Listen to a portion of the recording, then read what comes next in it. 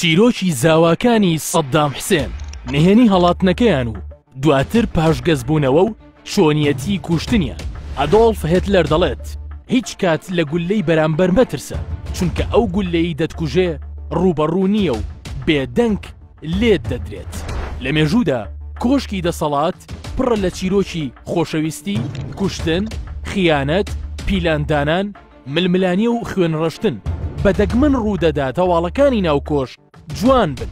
ڕووداوی زاوەکانی کۆشک زۆرن کە بە خیانەت و کوشتن کۆتاییان هاتووە، لەوانە کۆنت گلاسیۆشیانۆی زاوای مۆسۆلینی، ئەشرف مەڕوان زاوای جەمال عەبدولناسر، تا دەگات بە حسێن کامل و سەدام کامل زاواکانی سەدام حسێن.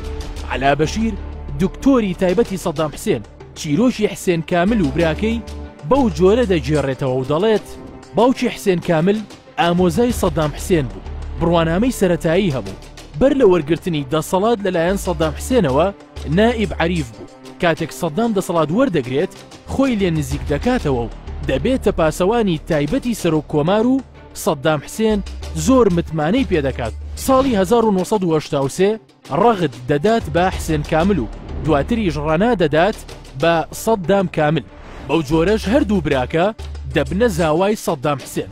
بەهۆی ئەو نزیکایەتی و متمانەیی کە سەدام حسێن بە حسێن کامل هەیبوو، پلەکەی بەرز کردەوە و بوو بە ئەمینداری گشتی لە وەزارەتی پیشەسازی و سەربازی، دواتر بووە سەرپەرشتیاری چەکی ئەتۆم و کیمیایی عێراق.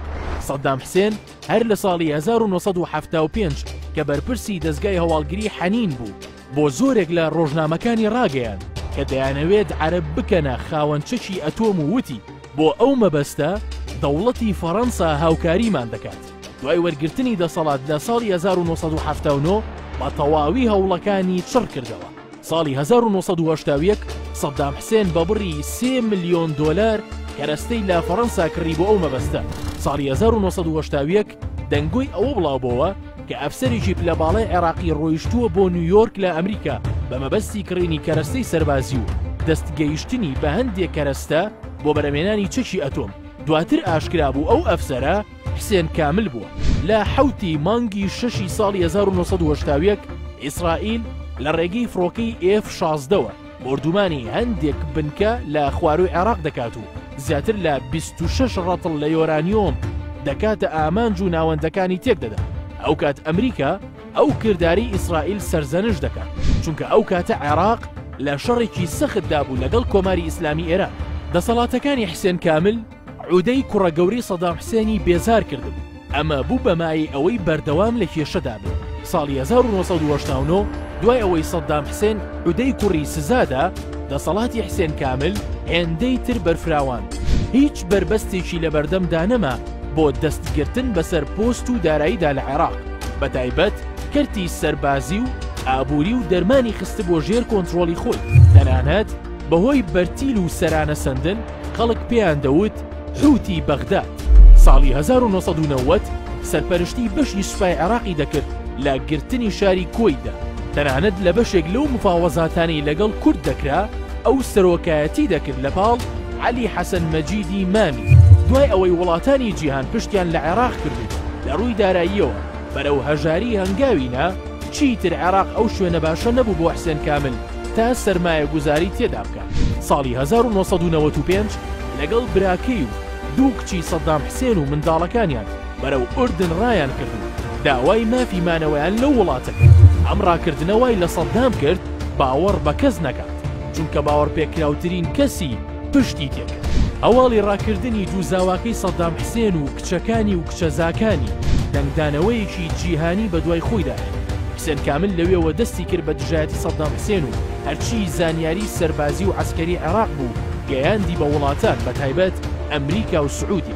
حسێن کامل هەوڵیدا ببێتە بەرپرسی یەکەمی ئۆپۆزیسیۆنی عێراق، بەڵام بەری ئۆپۆزیسیۆن باوەڕیان پێ نەکرد و ڕایان گەیاند هەرکەس بەرپرسیارەتی لە ڕژەمدا هەبوو بێت و تێوەگلابێت لە سەرکوتکردن و بردننی سامانی عێراقیەکان قوبوڵی ناکرد.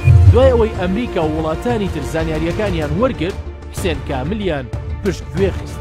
لە ماوەی مانەوەی لە ئەردە عودەی و عەلی حەسەن مەجید چەندین جار هەوڵی تیرۆرکردنیان کرد، بەڵام بێسوود بوو. ساڵی 1995 سەدام حسێن لێبوردنێکی تایبەتی بۆ دەرکرد کە بە سەلامەتی بگەڕێتەوە عێراق و چاوپۆشی لە هەموو ئەو تاوانانە دەکات کە ئەنجامی داون. حسێن کامل و براکەی و کچەکانی سەدام و منداڵەکانیان بەرەو عێراق گەڕانەوە لە 23 مانگی دوی ساڵی 1996 لەلایەن عودەی و عەلی حەسەن مەجیدەوە دەکوژرێن. بەڵام بۆ ڕای گشتی بکوژەکان ئاشکرا ناکەن و سەدام دەڵێت من لێی خۆش بوو، بەڵام گەلانی عێراق لێی خۆش نەبوون و سزایاندا. حەریر کچەزای سەدام حسێن و کچی حسێن کامل ئاماژە بەوە دەکات کە عودەی و عەلی حەسەن مەجید باوکی و مامی و تەواوی خانەوادەی مامیان لەناو برد کە ژن و منداڵیشی تێدا بوو.